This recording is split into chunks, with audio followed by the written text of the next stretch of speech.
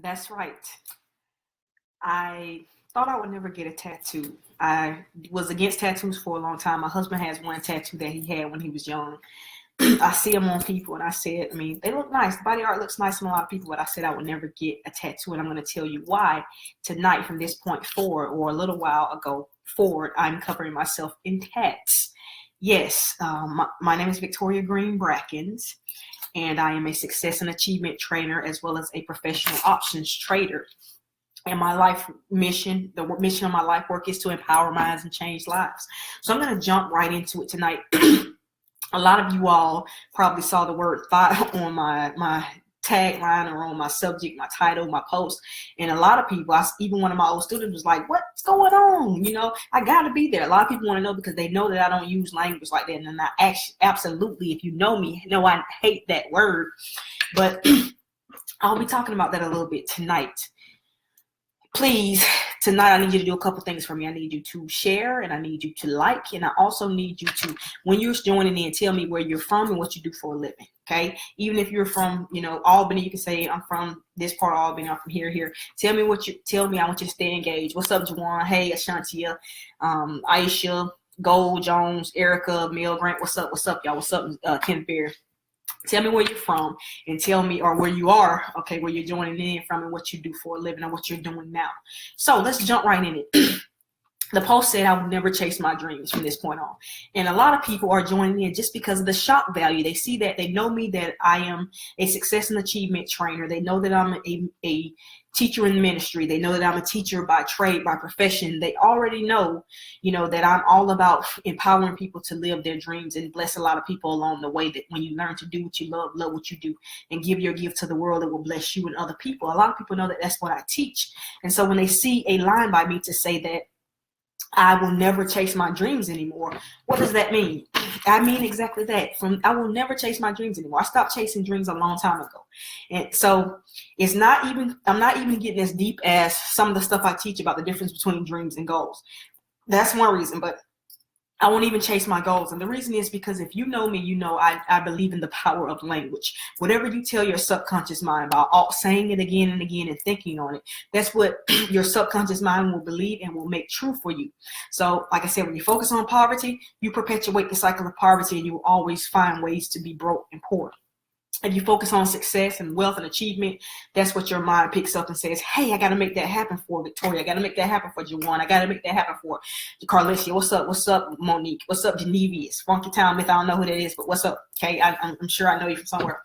But when you focus on things and you continue to tell your subconscious mind that, just like when you tell a kid all the time that he's not going to be, or this, and this, then your subconscious mind picks that up and it marinates on it and it finds ways to make it happen. So the power of words is very powerful. The Bible talks about it a lot. Proverbs talks about the power of life and death being in your tongue, talking about the words you speak.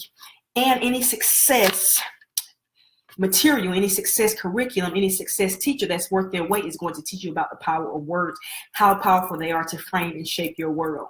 And so you never want to chase your dream, okay? Because chasing something insinuates that it's running from you, and your dream should not be running from you. You can say, I'm running toward my dream, I'm pursuing my dream, but you're never. That is a cliche that people use, and we just adopt it. I'm going to get a lot into cliches later when I talk about the word thought, which I absolutely despise. But you never want to chase your dreams, because if something has to be chased, that means it's running away from you. Now, it could be in a distant reach or being beyond your grasp, but that means you're working towards it. It could be sitting there, okay, but if you're chasing it, that means it's moving away from you. The closer you move to it, it may be running away from you. So you don't want to chase your dreams. Just like I said before in previous live broadcast, that you don't want to have an emergency fund or be saving for a rainy day, because that's exactly what your intention is. When you set your intention in the universe, that's what the universe brings you. That's what God makes happen for you, along with your subconscious mind. So you don't want to have an emergency fund. We talked about that. You want to have a contingency fund. You want to have an opportunity fund. You want to be saving for an opportunity, not for a rainy day, not for hard times, because you don't want to attract that kind of stuff to you. Bad things happen enough without you attracting them to you. So you want to attract as much and and to affirm and to declare into the universe as much positive things as you can, and let the negative that's going to come, it will come on its own. But you don't attract it by saying what you're intending to happen, and which is something negative. So don't ever say you're chasing your dreams. When someone says I'm a dream chaser, or I'm chasing the money, I'm chasing the dollar, I'm beyond that. When I learned to start using my words powerfully, my world changed. Not just the words that I think on and meditate on, the words that I study, but the words that I speak. So that's just a nugget, going back, reiterating something I've said on several, probably every live broadcast that I've done at some point or another. Watch your words, because your words frame your world. You speak, you affirm. That's why they're called affirmations. When you wake up every day and throughout your day, before you go to bed at night, especially before you go to bed at night, when you're putting this stuff into your subconscious, and when you speak it, your mind gets to marinate on it all night. When you're dreaming of ways to make it happen. Your subconscious mind is putting together plans, and when you wake up in the morning, you have fresh new plans on how to make whatever happened what you said would happen. So never chase your dreams. Run towards your dreams. Pursue your dreams. Be in very intense pursuit of your dreams, which is my new word for VIP. Not very important person, but whenever I have classes or have seminars and I offer a VIP package, it's not very important person. It is very intense pursuit. That means you're doing everything it takes to get closer to your dreams, to get closer to your goal, and closer to making it happen and becoming the person that you want to be. Please, please, please like this video. Please share this video for me. Just do me that one solid. Also, if you're on here, tell me who you are, especially if you don't have your real name, your given name on here, and I might not know who you are. Tell me who you are and where you are listening from, where you're coming from, what you do for a living. That's just the way of checking in, just the way of me giving a shout out to you. Hey, Demetrius, one of my old students. Hey, Amanda. What's up, Maisha? What's up, Juju? I don't know who that is. What's up, Sheila? All right, so we're moving on, okay? So that is just as simple as that. Now I want to jump into really what this post is about, and no telling what might come out, because I've been holding this for a long time, okay? Thought. The word thought, I absolutely freaking hate that word. It's not even a real word, but and you probably will never see a trendy slang term on my post again, because I don't use them for different reasons. One, because like I just said, I know the power of words, and I like to use good, attractive words that's going to attract good, wonderful, successful, wealthy people, millionaires, and good vibes. Now that is something that I see now that's kind of trendy, but good vibes and good energy to me. So that's why you probably will never see that. But so this word came about. This is still when I was teaching in a classroom setting about a year and a half ago. This was or it could have been less than that, probably about a year ago, okay? Finishing up, I was teaching in a high school, and my kids just kept throwing this word around. She's a thought, that's a thought. So I'm like, okay, what is that? So, Miss Brad, you don't want to know what it is. You know what it is. Okay, so I was like, okay, what is it? You don't want to know. So I'm like, nah, y'all know me. You know I'm real with you, okay? I tell you my story from day one, how I come from the same background as a lot of you all. Hey, tell me, I listen to rap music. It's a lot of stuff that, I do just to stay on top of things, okay? Just so I know what's going on, all right? And some of it just because I like to, okay? But I'm saying, okay, tell me what's a thought. All right, you really want to know? We're not gonna get in trouble. No, tell me what it stands for. Okay, so they say a thought stands for that hoe over there. Okay, so I said, so y'all over here saying she's a thought, she's a thought. Yeah, that's what I said. It can't stand for that because that doesn't fit into the sentence. That doesn't make sense. Tell me again what you said. It stands for that hoe over there. So I said, when you say she's a thought, you're saying she's a that hoe over there. I said, that doesn't make sense. So then I got into a debate. I pushed it off, and of course, but just because of the society we live in, everybody wants to be a part of something. Everybody wants to own something as far as being a part of a group or what's happening. I would say it's teenagers and kids, but it's not. It's everybody, especially people who are not doing much with their lives and stuff. They just want to be a part of something. So these kids heard this somewhere, probably on a rap song, I'm sure. And matter of fact, I later confirmed that it was on a rap song, and then they just start using it. Okay, so kids are looking for something to belong to. All right. So they hear this word, and now they just love using it. They just want to throw it around. They're using it when it doesn't even apply. Okay, so I'm like, okay, they're just happy-go-lucky with this word. They're just happy to have something new. All right, so I let it go, but I despise that word because I'm like, they're trying to make an acronym, but it doesn't fit. Okay, you guys know I use an acronym. I use some acronyms. One of them is a map. When you have a goal, you need to have a map, a massive action plan. That fits into the sentence. I need you to have a map for your goal. I need you to have a massive action plan. Okay, that makes sense, and I can put a period at the end of that. But when you say stop being a thought, stop being a that hoe over there, Okay. No, what if she's not over there? What if she's over here? It doesn't make sense. Now, if you just want to say it's a hoe or she's a whore, okay, and I have no problem using that word because it's in the Bible, but I don't need to use it in my everyday life because, like I said, I'm around a groups of people that I don't need to use that word, and there's no reason for me to be using it, but I'm using it here because I need to express what's going on here. So I brushed it off, okay, and of course, popular culture, people more and more, they start using it in TV shows, using it in people putting it more and more in songs. And then you hear everyday people, adults who you thought had a little bit of sense or respect, actually doing that. And then I hear word of somebody even calling their child that, thinking it was funny, and it's absolutely ridiculously ridiculous, as I heard my cousin say, it's stupid.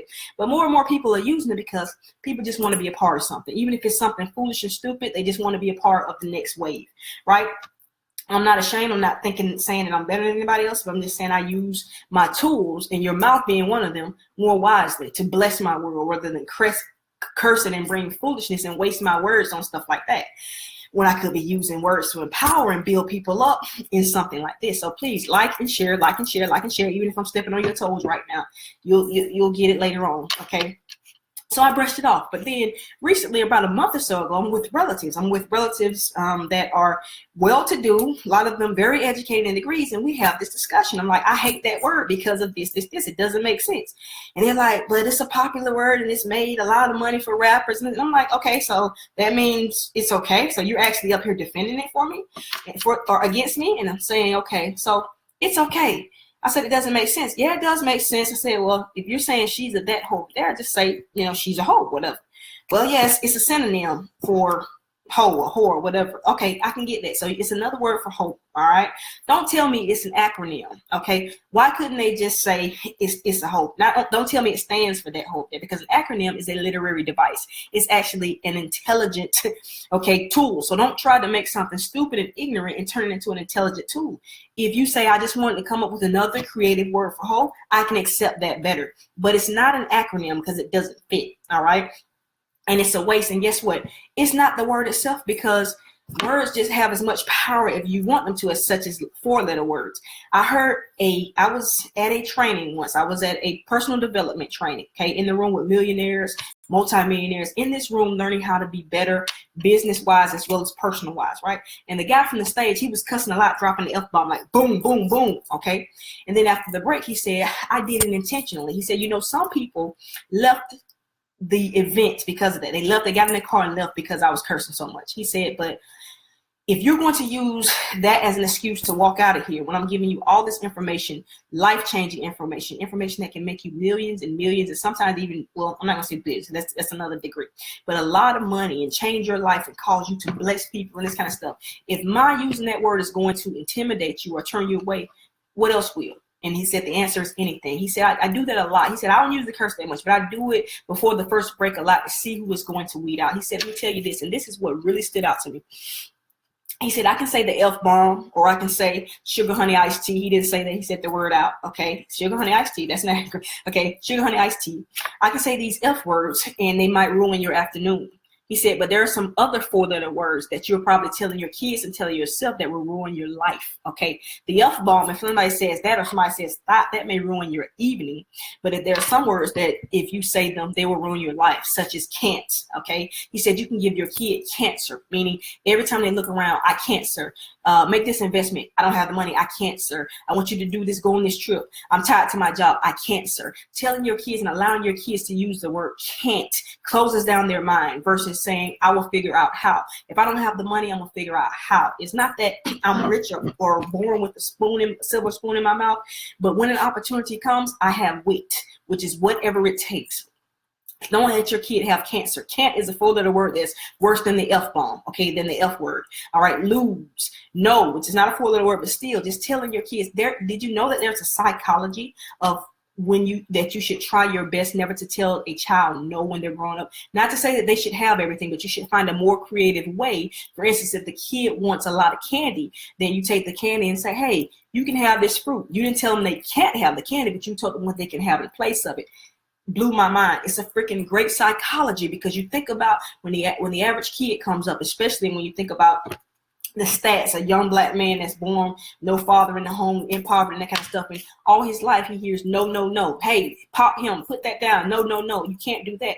Guess what? It comes into his subconscious mind that I can't do. I can't have. No is the answer. The door is always going to be closed. So, hey, just think about it. Okay, think about it. I'm gonna just let that sink in for a minute. When you're always telling a child no, you're always telling the child what they can't have. You're always telling the child, you know, what's negative going to happen to them versus, and no means am I telling you to let them have their way. I'm saying you find another way, okay, to tell them that they can't have this without saying can't, by replacing it with what they can do. And guess what? That's a different psychology. That's how wealthy people teach their kids. And that's why their kids go after any and everything. They believe they can do it. While poor kids that come from poor backgrounds always struggle. They're always, like, you get in the class, they want to sit in the back. They want to hold their hands down. They hold their heads down. They want to wear the hoodie. You know where their hoodie comes from, right? Low self-esteem for a lot of them.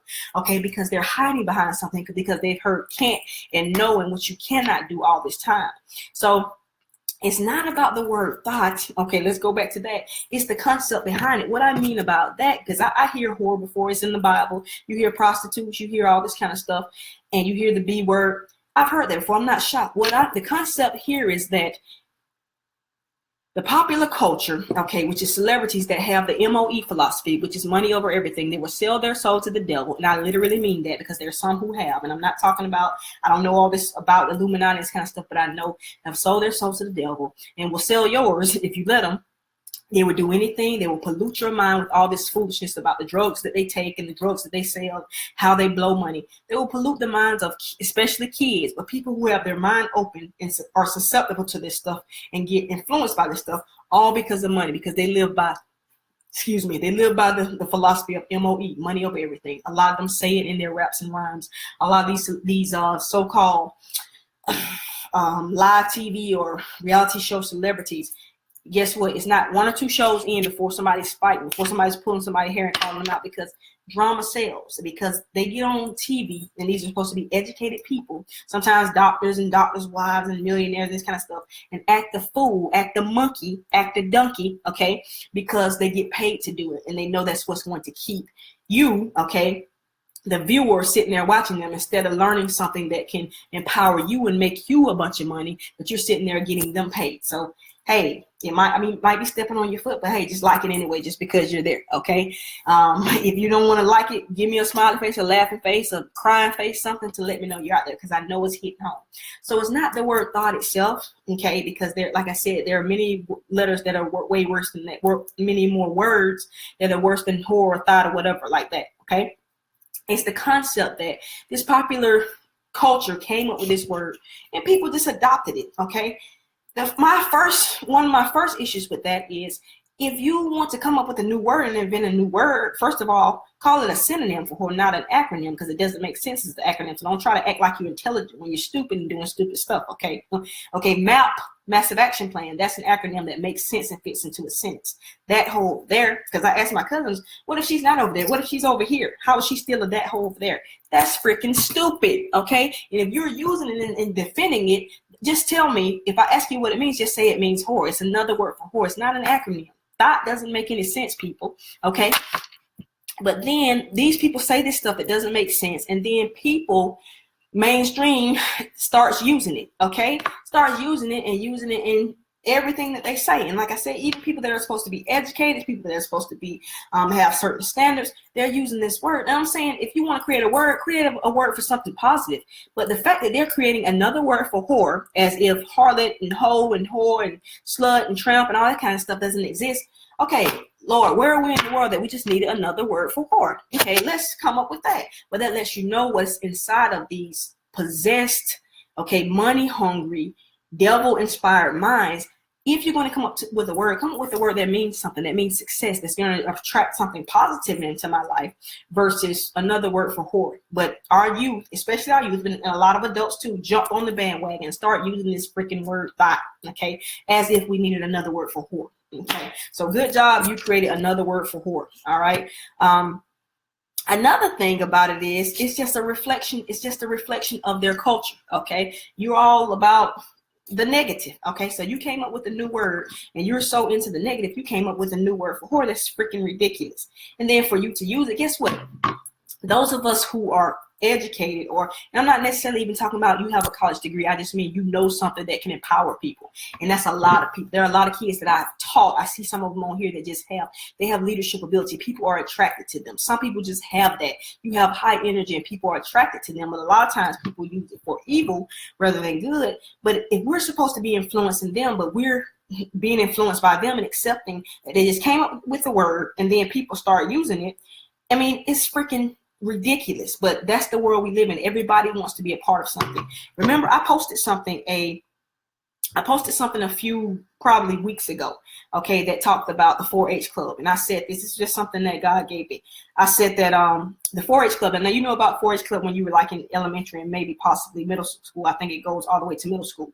But I'm getting something off my phone, guys. Just be with me. Be patient with me. I'm still talking to you though, okay? So in middle school, in elementary school, you got a chance to be a part of the 4-H club. So God gave me a twist on this. So the 4-H club, I say this, okay? If you always want to be the head, as the Bible said, God will make you the head and not the what? Not the, somebody typing in for me real quick. God said, if you're God's people, you obey him, you will be the head and not the what? All right, nobody, y'all moving a little slow, okay? You will be the head and not the tail, okay? So I said, if you always want to be the head, just become a part of the 4-H club. That means stay honorable, okay, and honest. Stay hardworking, humble, and hungry. Now, the kids, the generation that we're bringing up now, or that's coming up now, the kids that I taught in my high school class for 13 years, okay, people who were probably about 25 and younger, all right, they're only 1H, okay? They're hungry. They want something. They want anything. And like I said, that's why they quickly adopted this doggone word. They come up with this word. Somebody, Tamar Braxton said something about somebody being in their feelings or get your life and all this kind of stuff. And they start saying stupid stuff. And then you see adults doing it. So it's not just kids. But let me just talk about this generation because I taught them for 13 years and I love them dearly. Had some wonderful kids. Never had a bad class of kids or kid in my life. And I say that. Somebody thought I was lying earlier, but I was just blessed to do that.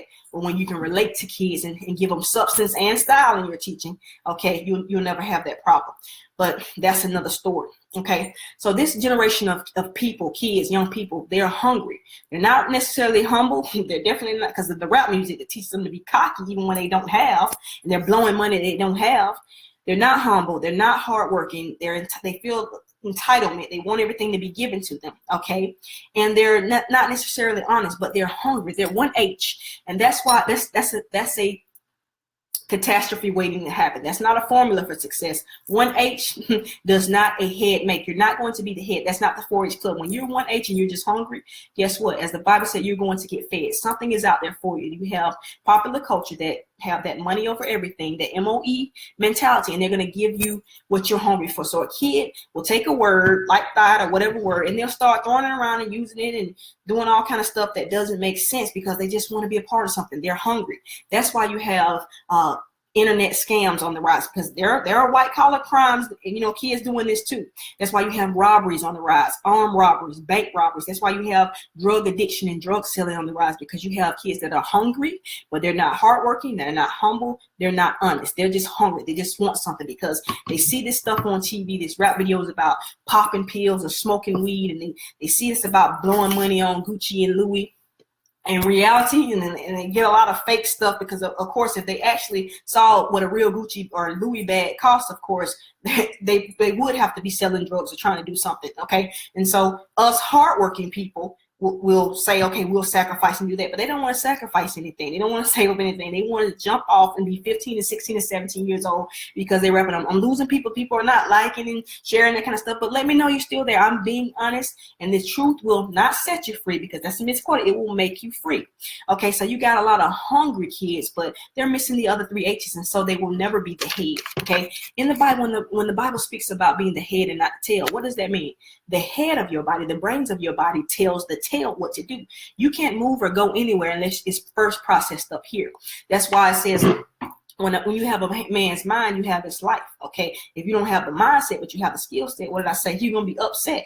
All right, and so your mind tells your behind or your tail what to do. When you're the head, you make the decisions. You actually set things in order rather than things happening to you. You have that locus of control. You are the person in charge rather than the other way around. The tail takes orders from the head. So this is why kids, they watch celebrities or fake celebrities on TV. They watch the real celebrities. They watch these rappers and things like that, and they take orders from them because they're the tail. They're not taking orders. They're not giving orders. They're taking orders. And this is not just for kids in life. Okay. If you're just hungry for something, you're going to get fed. Somebody's out there to feed you. Okay. If you're looking for something, you will find it. All right. And that's why it's important that, like I said, it's not about the word thought. There are lot worse words than that. It sounds ugly to me anyway, but nevertheless, it's not about that. What I'm saying is the fact that we took this word, and I have a person that is highly educated sitting across a table from me, telling me that it's okay because it made millions of dollars for certain rappers and it does fit into a sentence. It does not fit into a sentence. You can say it's a synonym all day and I'll accept that. It's a stupid synonym. Why in the world do we need another word for whore? Okay, if you're going to create a word, create a good word, but it is not an acronym. Okay, it's not an intelligent literary device, which is what an acronym is. So don't try to put yourself on that level with intelligent people when you're talking about stupid, unintelligent stuff. Okay, so I'm not against all rappers. There's some rap. I love rap, and I can, well, as one of my spiritual leaders said, I can eat the meat and spit out the bones. He wasn't necessarily talking about rap music, but I can eat the meat and spit out the bones. Some of them are talking about a lot of great stuff, talking about stuff, how they, as old people say, how they made it over and this kind of stuff. And they're not just glorifying stuff, but they're telling stories and how they came out and became greater from it. Some of them have very similar stories to myself, but some rappers are just, like I said, it's money over everything. They say and do anything, and the minds of these kids are hungry. They're hungry for something, and they don't have enough in them to be poured into them to be hardworking, humble, and honest. So they'll do anything and everything just to have and have the life of a rapper, to be high all the time, which a lot of times these folks are lying to you. Now, some of them are. I've seen them looking stupid, okay, high off of lean, this cough syrup and stuff, or off these pills and stuff, looking stupid. But some of them are just lying because it sounds good. And I've seen them. They actually have strict diets. Their abs are, very defined because they don't eat certain things. They don't drink, they don't smoke, but they're doing it because it sells you, because you want something greater than your reality, because you live a pitiful life. Okay. You might be poor. You might be broke. Your family may be doing bad. And because you can get away into the fantasy world of this rap song or this reality TV show, which a lot of times is all lies, borrowed and fake stuff. Okay. They'll sell it to you. Okay. When I wrote I think my second book, when I wrote my third book, I didn't know the asset of editing then and the great value of getting professional editors. It was still too expensive for me, like thousands of dollars to get and guarantee that there would be no errors. So I still was trying to do it like the poor person's way, just looking over it 1,000 times myself, which was not any good because you know what you're trying to say, but it looks different on the paper. You're going to see what you wanted to say, but that's a different story. But long story short, I had a coworker who was an English teacher. I asked her, would she proof it and look over? I said, you get first dibs at the story. You get to read the book for free. And she said, is it a novel? Is it a juicy story? I was like, no, not this one. The last one was a novel. I said, this is like a self-help type book for African-American young women who don't have a great example. They need to know things that every woman should know. She's like, nah, I don't want to do that. I don't want to proof that for you because I need something to get away from reality. I need something, this job, this and this, and I need something to take me away. And that's what people want. That's the reality of people's lives. While they spend hours and hours on Facebook and Instagram and Twitter looking at other people's lives and fake booking their life, putting on stuff to make people jealous or mad, people who either walked out of their lives or people who they want in their lives or people who they want to be inquisitive about them, or why they spend hours and hours watching TV or playing games because they want to get away, talking about their team this and my team this. Negro, please, your team won, your team lost, your team is losing. It's going to continue to lose, okay, until you get up off your behind and start investing in yourself rather than sitting on TV, sitting on the couch watching millionaires make more millions because you're sitting there watching them. And hey, guys, like it, share it, okay, put a thumb down, just let me know you're out here because I need you to stay engaged. Like I said, if you're just coming on, I need you just to tell me where you're tuning in from and what you do for a living. That's just our way of checking in. So that was the thing with thought. I just think it's a stupid word, and I just think that call it what it is. It's a synonym for whole, but it's not an acronym. It's that whole over there doesn't make sense. when somebody asks you kids what that means, just say it's another word for whore, okay? Because when I say she's a thought, she put that in a sentence. She's a that whore there is absolutely ridiculous. It doesn't make sense. Just say that it's another word for whore, as if we needed another one. Okay, so I've already covered why I'm never chasing my dreams, because you shouldn't be chasing anything, okay?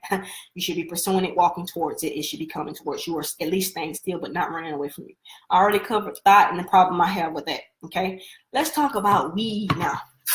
Let's talk about what they call sticky green, icky trees, chronic bud. What else do they call it? Broccoli, all kind of stuff. Mary Jane back in the day, loud. Strong, all this foolishness. Put I know y'all know a lot of it. As if you need another word for that. That's the lifestyle of many people right there, which is why I'm bringing it up. Okay, it's like it's the norm now. Okay, for people to walk around high all the time, smelling like weed and looking like weed. What do I mean with looking like weed? You know people who smoke weed all the time. You know how their lips look. You know how their skin look. You know how dark and their eyes look. You know how a lot of times they don't take a lot of good care of their hair and clothing. Okay, it used to be, you know, like back when our parents were growing up in the 70s and stuff like that, it was a little drug and people would have good jobs and, you know, smoke a little bit at a party, something like that. But now it's the norm. Everywhere I go, I smell it. I don't go places that I shouldn't be, or places that, you know, compromise my integrity. But I could be at the doggone grocery store. I was at the Christmas parade and a girl walked up with her daughter on her shoulder smelling like weed. So I'm like, how dangerous is that? Okay. But the kids of nowadays, because of rap music, because they're so smart and they know everything. This is gives me greater ideas, and ain't nothing wrong with smoking weed. And they've been brainwashed. Okay. Now, here's the reason why I hope and pray that I always remain drug-free, okay? Like I said, my family, a lot of my family is the poster children, or the poster family for why you shouldn't drink alcohol and use drugs, okay? I came from a long way. I saw a lot growing up. I grew up in the 80s. As one of the rappers saying, this is why, like I said, I love some rappers. He says, I was born in the 80s, crack baby, okay? All right?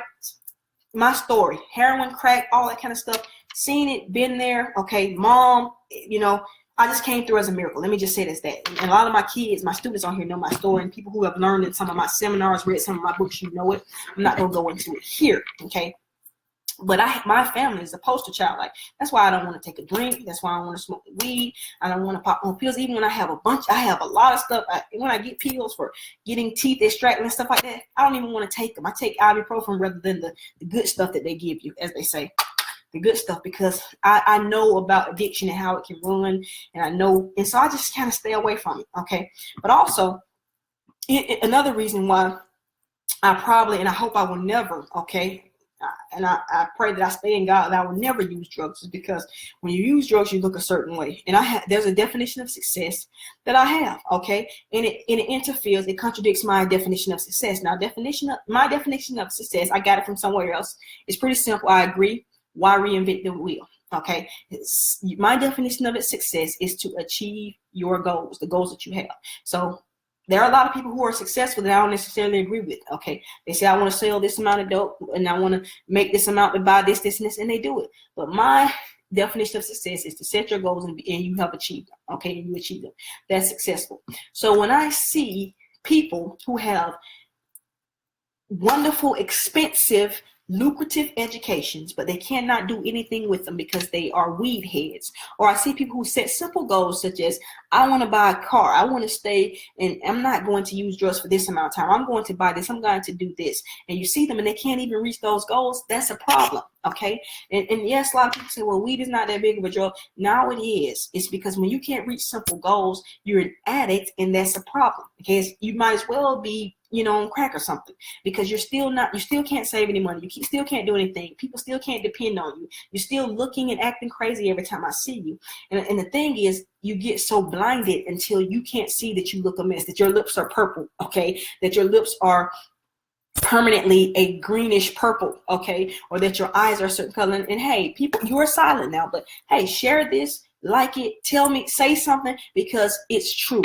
Everywhere I go, okay, I was taking my niece and nephew shopping to get their Christmas stuff, okay, for their dad, and we were in the Foot Locker, and I was like, I'm surprised, because usually, all right, wherever I go, but I would think especially at this type of place because a lot of kids coming in and out, I would smell weed by now. And guess shortly after that, I could smell it. Okay, you see, I had a seminar about financial empowerment. One of my old students came, smelled like a barrel of weed, super hot. And a lot of times they think they're blinded. Okay, the Bible says, "He who wins soul is wise."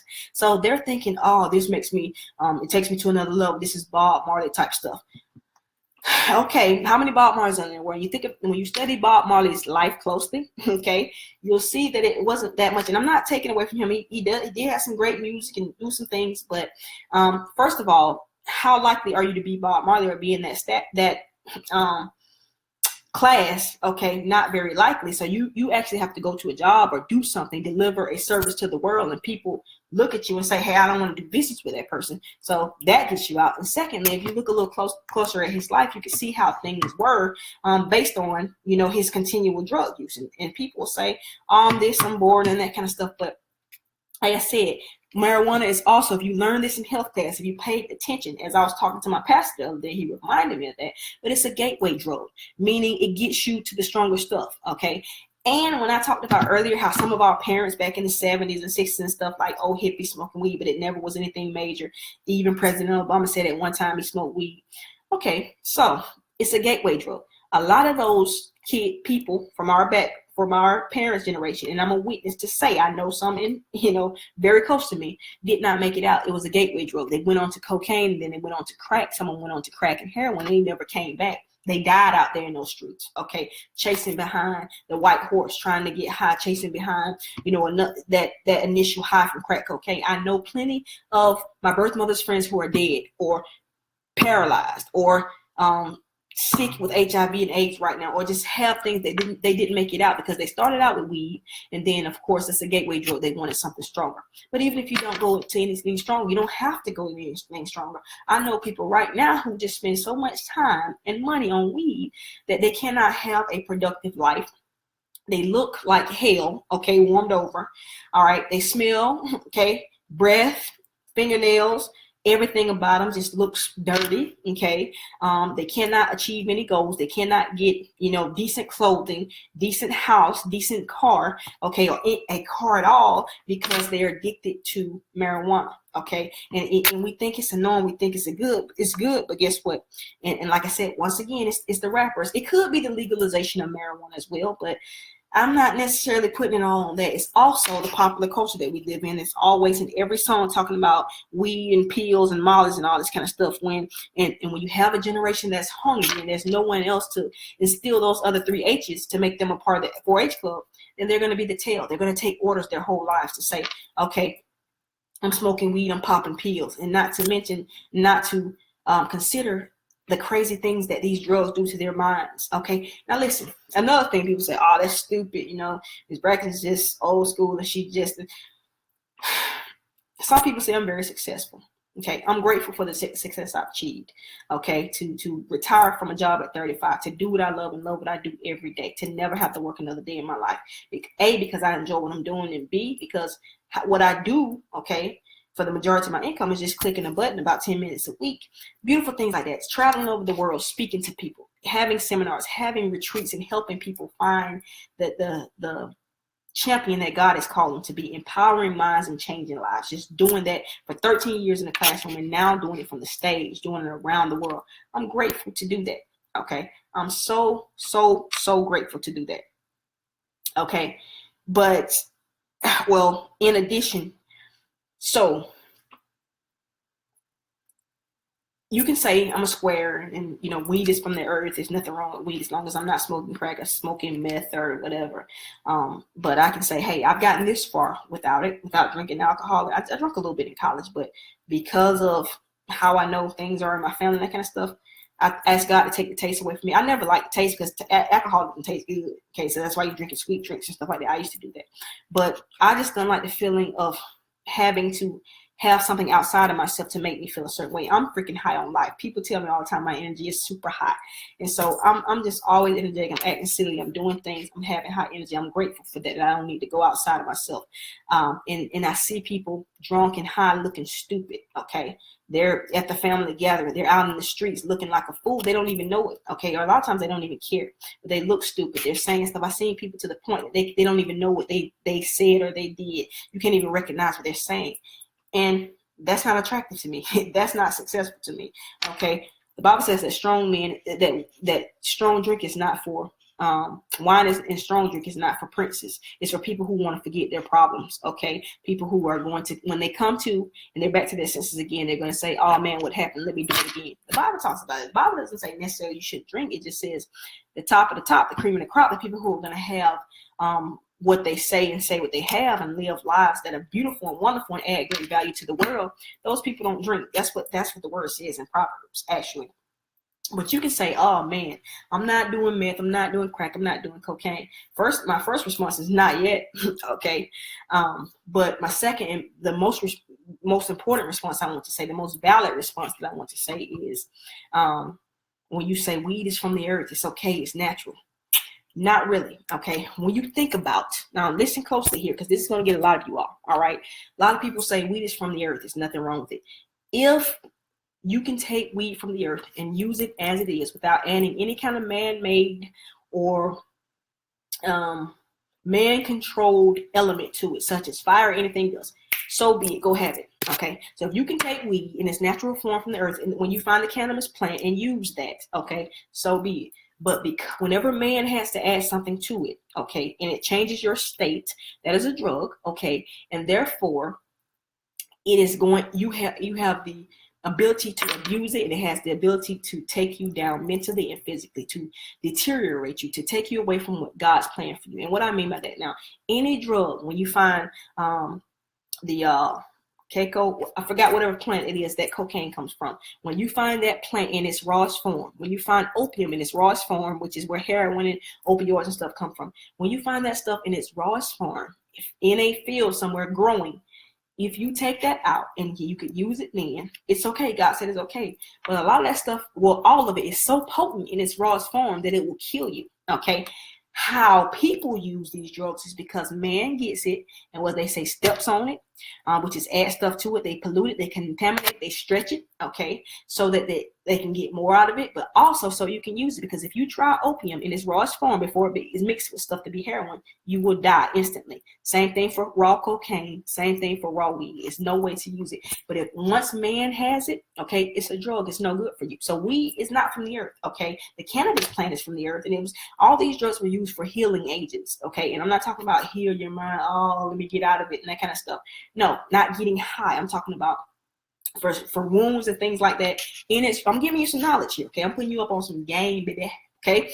In its rawest form, drugs are, matter of fact, they're not even called drugs. These herbs and things are great, but guess what? In their rawest forms, you cannot even use them because you're not supposed to ingest them into your body, good people. So weed is the same way, okay? But because of all these lies that the enemy is telling, you have people who are wasted, brain cells burned out. You have a conversation, you're like, what in the heck? What in the world? Where did that come from? You actually thought that was something valid to say? I mean, and that's why, I can't really stand to be around it, because, like I said, the more they use it, the more detached from reality that they get.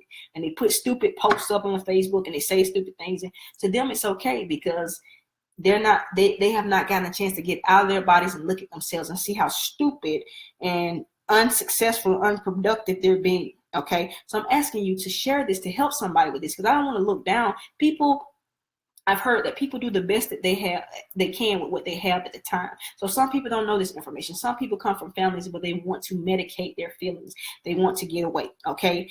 And they feel like I said, I want to get away from reality. I want to be like Nicki Minaj and 2 Chainz and The Weeknd and all these people, and that's the only way they can be like, and that's the only way they can be a part of something. They're hungry, okay? Kids are hungry, and there's something out there to feed them if we don't help them. All right. So please, and it's not just kids. It's a lot of adults in this foolishness as well. I know plenty of them. Okay. I know of plenty of them. All right. So I choose not to smoke weed. Like I said, it contradicts my definition of success. All right. And also I've seen a lot of things. Guess what? Really, it's only two things, two emotions, two feelings that drive every decision in your life. And that's for every man. Okay. Every humankind, every man, every woman. Who knows those two things? Tell me if you know. It's only two things that affect your decisions. All right. Only two things that affect your decisions. It's either pain or pleasure. It's the push and pull factor. Either some pleasure is pulling you and saying, hey, come get some of me. I want this for my family. I want to be able to enjoy this. I want to live this life like this. Something's pulling you, or there's a pain pushing you. There's something say, you know what, I can't live another day like this. This is hurting me. It's sad that I can't provide for my kids. I can't provide for myself. I can't even make a move without reporting to a doggone boss. I can't go to the bathroom. I can't function. Okay, so it's push and pull factors. Everything you do in life is motivated by either pain or pleasure. Okay, and guess what? The pain, okay, that pushed me away, some of the things I saw when I was growing up, being in the 80s, and how crack came on the scene and wiped out like a whole generation of people. And a lot of kids are the way they are now because their parents were strung out on crack. Okay, I was blessed to have somebody step in for me when I needed somebody. Thank God for that. God, I'm grateful for that. I'm very humble for that, and I want to give that and be able to help somebody else. That's why I do what I do. That's part of my why. Okay, but that's one of the main reasons that I pray that I always stay in God. Well, I will never ever pick up drugs and alcohol, because that pain of seeing people in the students I've taught, the neighborhoods that I've taught in, the neighborhoods where I had to go that are close by where I went to school, Spelman. Most good black colleges are in the hood, okay, or very close to it. All right, so a lot of the stuff that I saw was a pain that pushed me. Okay, now there is pleasure. There are certain things that I wanted for myself, to be able to travel the way I do, and even more so, even higher levels that I want to travel, to be free, to be able to spend time the way I want with who I want to, my family, and just, be able to empower minds and change lives, fly all over the world and help people. Those are pleasures, and even higher pleasures that I want to go to, all the major sporting events that I like once in my life, such as the Olympics, the track and field for the Olympics, go to the Kentucky Derby and wear a big hat one day, to go to the Super Bowl, the All-Star game. Those are pleasures that pull me, okay? But one of them is going to have a greater effect in your life, either pain or pleasure. One of them, when I started out, it was pain. I never wanted to see. God gave me this slogan, okay? And I had it posted in my room. I have it posted on my website. I use it a lot.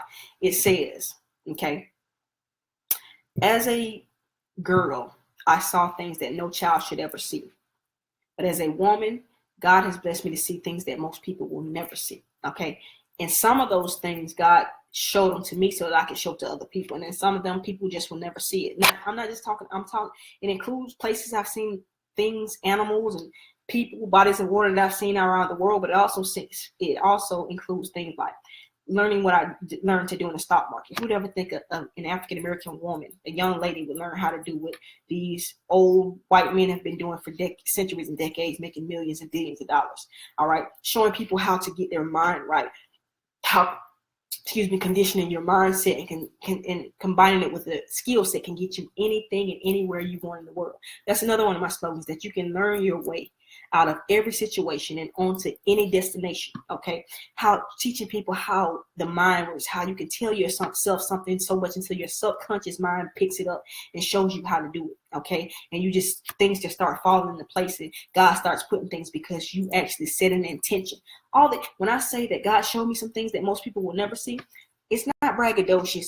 It's letting you know that I can show you some things. Okay, but that pain and that pleasure is a reason that I probably will never use drugs. I probably will never get involved in certain things. But there are people who get paid to entertain you. Okay, you're paying them to pollute your mind. That money over everything. I'm going to talk about drugs and promiscuous sex and blowing money when you don't have it to blow. And kids are there trying to do it. They're trying to do it. They can't even afford to have a coat. They're coming to school wrapped up in blankets, but they're blowing money to have these nails and hair that looks like Nicki Minaj, and to try to have some fake Gucci on, or smoking weed and popping pills and that kind of stuff. And it's ridiculous. So I'm saying this, that, hey, when you say the word, you adopt the word thought, It's not just about calling somebody a whore. It's that you're buying into popular culture. When we should be teaching them something, you're allowing them to teach you something. Stop it, I say. Stop it, I say. You should be impacting them, but you're taking on their ways. The Bible says, he who wins souls is wise. It doesn't say that was in favor of Christians. It's a principle. It just says that whether you're good, bad, or ugly, if you're going to win souls, you're going to be wise. And these people are being wise. And guess what? The people who are supposed to be the chosen, the elite of God, are being stupid, using these doggone words and saying this stuff and thinking that it's okay when it's not. It is not. Guys. So I talked about thoughts, weed, why I would never chase my dreams. The last thing, I'm going to close this out. This is a good way to close out. Tats. You see a lot of rappers now. It's in the NBA, in NFL, all the sports, the professional sports. Everybody's covered in tattoos, and some of them it's really attractive. Sometimes it looks cute. Now, sometimes it looks, especially when you have, like I said, kids and people who are in no position to be spending $100-$300 on this stuff. They're barely eating, but they're doing it because it's a way for them to be connected to popular culture. So, like I said, I can't blame them. Okay, I can't blame them. I read something once by Joyce Ladner, who used to be the president of Howard University, the book called Tomorrow's Tomorrow. And it was a case study of how long story short, she was saying that a lot of times teachers and people, well, I related it to teachers, but she said people get mad when you're offering help or you're offering assistance to certain groups of people, lower class people, impoverished people, giving them aid. But then you see the kid coming to school with Polo and Tommy Hilfiger and Nike and $250 Jordans and stuff. But she said it like this. She said that child lives at home in the projects where it may be no grocery, no heat, no all this kind of stuff, no father, and this kind of stuff. And she comes to school, he or she comes to school and goes to school alongside Jennifer or Matthew, who comes from a good side of town, and parents let them, they wear Polo and Nike and that kind of stuff. And guess what? She says that little kid from the hood will do everything they can. Their parents will break their butt. Sometimes they do illegal things to get that money so they can wear that Polo, because that's the only way that they look and blend in with Matthew, and they feel comfortable. They feel confident. So don't always point the fingers and get mad, okay? But we still have to teach kids that, hey, grind it out. Even when you don't have, don't put yourself further behind the 8-ball by getting in debt and doing foolish things. I'm trying to teach you how to invest your money so that you can have. That's the type of thing I'm teaching. Swallow your pride. Okay, if you get the Polo, get it from TJ Maxx, which is $20-$30 versus $80 at Dillard's or whatever, or get it on the Super Madness sale.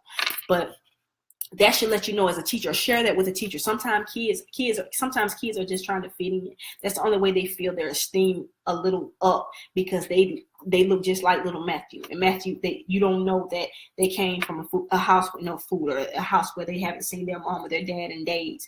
So that's that. But I'm also just saying that, like I said, where I was going with that, popular culture. So you see a lot of people with tattoos and things on, okay? Especially, the big muscular guys playing basketball, and you can see someone from under the football uniforms, a lot of tats. So I said, I heard when I was younger, I was told that a tattoo was a scar. And I said, I don't want to scar my body. I don't want to. I never found it in the Bible, but I'm like, hey, it's a scar, okay? And needles a lot of times are contaminated. So there are things that, and I saw some people. That's where I was going with that. I saw some people, students of mine or people from lower class getting these tattoos that were sub-quality, substandard, and it would look nasty on them because the ink was this certain way, or it looked so small and ugly that it looked like a sore or rash rather than a tattoo. Several things. But I just said, basically, long story short, sum it all up, I would never get a tattoo, okay? My husband has one. It looks nice on him. He got it when he was in the Marine Corps, okay? But I don't think he ever wanted any more after that. Some of them are very attractive. I've seen some beautiful tattoos on people, but I said I probably would never get a tattoo. But from this point on, I'm covering myself in tats, okay? And this is going back to the beginning of the video, using words, okay? Tats here is not short for tattoos. It's an acronym. Tats. Think and thank sessions. Think and thank sessions, okay? Think, T-H-I-N-K, and thank, T-H-A-N-K. Thinking, meaning letting your mind rest and open up to the ideas that God will give you. Giving yourself space to breathe and think. And you've heard, if you've been to any of my seminars where I offer the little door hangers for a tape session, thinking and praying every day, because a lot of the multimillionaires and millionaires and billionaires in the world, got their ideas to solve a problem, to invent something new, to make something better in their quiet meditation time, their quiet time thinking on success, or just letting God speak to them, or whoever you consider yourself to be connected to, the universe or whoever. You got to have think and thank sessions. Okay, sessions. Think and thank sessions. And you like cover yourself in TATS. And yes, it's an acronym. It fits into a sentence. I'm covering myself in think and thank sessions. That's how I'm going to cover. When people say I'm covering myself in prayer, think and thank sessions. What I mean by that, not just put yourself aside and think on trying to find solutions to a problem, or how to make a problem better.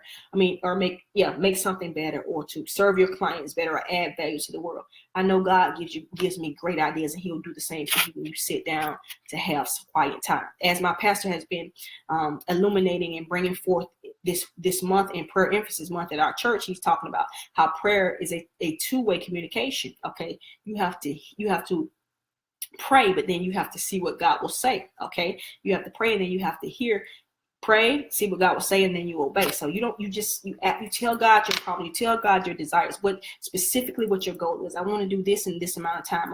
And God gives you insight, gives you wisdom, shows you things you never would have had on your own, that you never got from the world outside you, never in books, never in seminars. He gives you solutions, like I said, that makes people millions and billions of dollars. Okay, but I'm not just speaking about think sessions like that. I'm also thinking of think sessions combined with think and think, not just a think session and a thank session separately.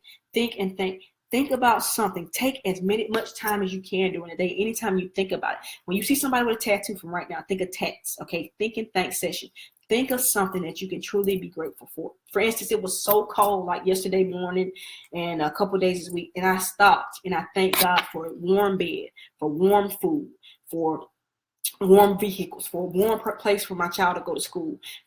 I stop and I be thankful, because thankful. Remember, I've talked about it in several other live posts or live broadcastings, that what you think about, you bring about. What you focus on expands. That's the law of attraction. So the more you think about what you don't have, the more you think about how horrible your life is, and how your life sucks, and how poor you are, and this kind of stuff, the more you're going to perpetuate lack and disillusionment and pain. But the more you think about good things, you're not on. I put a post up a couple days ago that says, are you counting your blessings? Because if you're not counting your blessings, you're discounting them. Okay, so it's no gray area. It's black or white. Either you are or you're not. You're grateful or you're ungrateful. Okay, you're thinking about good things or you're thinking about bad things. And the more you think about good things, the more your life will fill up with them. The more they will expand. The more God will be apt to give you more and to expand more. But guess what? Even when things are not going your way, there's still something. You know that about 99% of Americans are wealthier than most people in the world. And I don't mean wealthy as in driving a certain level car and having this much money in the bank. The fact that you have clean water, that you live in a house with walls and floors, and that you all this stuff, wealthier. Okay, and then not to mention, that's aside from all the opportunities you have to be what I call wealthy, truly wealthy, doing what you love, loving what you do, never having to work, never having to report to anybody, going on the vacations that you want, taking your family and doing that. That's a different kind of wealth. I'm talking about just simple standard of living. Okay, in America, you are wealthier than most people in the world. Okay, so a think and thank session. Okay, you can separate them out. You can talk about thinking sessions where you sit down and God is giving you a master plan for something. He's giving you the solution to something. You're resting your mind and He's pouring into you. Or you can combine it and say a think and thank session. I'm gonna stop. Think about something I can be thankful for. Just thank God for it. Just thank the universe for how blessed you are, that you have the opportunity to. Some people are complaining about their jobs, that you have a job, even though you don't like it yet. You still have a chance to save some money so that you can invest and get out of that job, or that you have a loving family. You have healthy. Guess what? Let me tell you how most of you all actually have like $1 million right now. Okay, you actually can find $500,000, $1 million, $200,000 right now. Let's think about it. Okay, there are some people who have sicknesses, who need transplants, who need certain things, and guess what? It costs them that amount of money. But because you have a healthy body, a sound mind, you have in your possession hundreds of thousands of dollars, because you ever seen the movie John Q? Okay, heart surgery and a lot of stuff like that. It's not cheap. Okay, it's not inexpensive. Okay, let me use that word. And so the fact that you are healthy and whole and well, that's money that you don't have to spend. You can think and think on that. Okay, think and think sessions. Cover yourself in TATS. Okay, now this kind of stuff, if you love it, excuse me, you all know that I'm always talking about wealth principles. Okay, your skill set and your mindset, empowering minds and changing lives, and teaching people how to retire in 3 to 6 years. Teaching people how to replace or double their part-time or full-time income in as little as 6 months, three months for some, but as little as 6 months, all this kind of stuff. But I stopped a minute. Tonight was a little more on kind of like the social self-help type. I don't know, but I'm just saying, it always boils back down to you getting your mindset straight. So everything's always going to be stem back to you living your best life, living the life that the living your life work, so that you can do what you love what you do, and bless a lot of people along the way, including yourself and your family, by adding value to the world. Okay, so you will get financial value, you get spiritual value. It all comes back to you when you give it out. So I hope that this helped you tonight. Please share it. Please like it. Just want to throw in a couple nuggets. I do have we do have a free financial empowerment workshop. We call it the few, because they're only the road that leads to success. Okay, it's narrow. Okay, and it's few that find it. That's what the word says. I'm kind of ad-libbing. Okay, paraphrasing. So that's why I call it few, because it's only about 5%, between 1 and 5% of people. Only 1% of the people in America are millionaires. Again, about 5% are financially free. 1 to 5%. So that's why I call it the Financial Empowerment Workshop. I have a free one coming up at Victory Tabernacle, my church, 3250 Sylvester Road. That's Saturday, January 27th, from 9 a.m. to 2 p.m. So if you've ever come to one of my free live seminars, usually it's a couple hours, and I try to get people home because it's on a Thursday evening usually. But this is a Saturday, so we're going to spend more hours together. I'm going to give you tools to help you save, attract, invest money. I'm going to give you the opportunity to start certain plans, budgeting, things like that will attract money to you immediately. Different things where you actually can make money immediately, and it's not a part-time job. It's absolutely free to come. Okay, you got to register. If you go to my church, you can sign up in the foyer. If you don't, email me. Okay, email me, inbox me on here to get my email. If you don't have it, VictoriaGBrackens@milkandhoney.com. That's HUNEE.com. MILKANDHUNEE.com. But you also can do, you can inbox me on here. It's free to come, but you have to register so we can get a count. We will have a lunch break for you to go and get something if you want. That's not included. However, if you upgrade to VIP, and notice I did say earlier, VIP does not mean very important person. In my seminars, it's called Very Intense Pursuit. Okay, I offer an edge. Some people who want to set themselves above everyone else. So with the VIP packages, the upgrade is only $30. You can go for free, or you can get the upgrade for $30. That will get you a signed copy of my Better Than Average book, which is success principles that will definitely set you above the rest and get you going in the right path to be wealthy inside and out. You will get lunch, you will get snacks on site. You don't have to leave. Okay, like others will have to go for the lunch break if they choose to. But the main thing is you will get a ticket to enter the drawing to win free tuition. Okay, free tuition, which tuition ranges anywhere from $1,995 up to $4,995. From anywhere from $2,000 to $5,000. That's what tuition ranges. So you get a chance to win that to my 3-day seminar. Okay, that's coming up February 10th through 12th here in Albany, where I teach people what I do. I show people how to trade stock options for a living, for income, monthly and weekly. Okay, that class is of great value. I've paid probably nearly $20,000, about 22 plus, and I'm still growing. I'm still learning, because I know education is priceless, and I made my money back so many times over.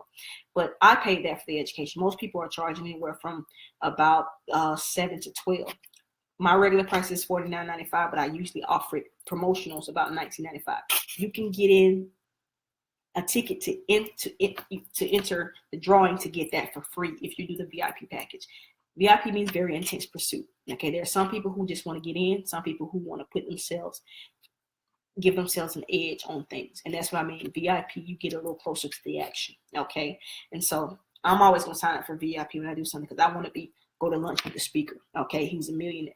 I want to get the mentoring call or the mentoring package.